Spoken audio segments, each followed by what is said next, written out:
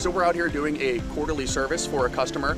I know it's a little cold outside, but in the next couple weeks it's going to warm up, and you want that barrier around the house because it lasts at least 3 months or 90 days, even if it rains or you get UV rays and stuff like that. So you're going to keep crawling insects outside of the house even though it's cold outside. I always go around the outside of the house first just to knock down spider webs, or in the springtime like wasp nests and stuff like that, because even if the customer's not home, they know you went around the house. Because if I'm just spraying the outside of the house, they're like, well, I don't even know if he was here or not. If they go around, they're like, oh, there's no spider webs or wasp nests or anything around the house, they know we were there.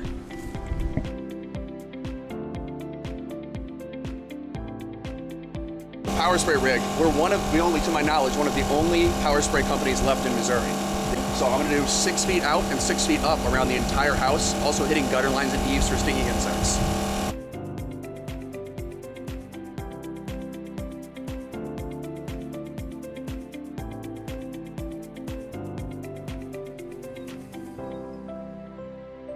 So there it is, guys. That was our entire HSPS system. So that's our quarterly service. We do it 4 times a year.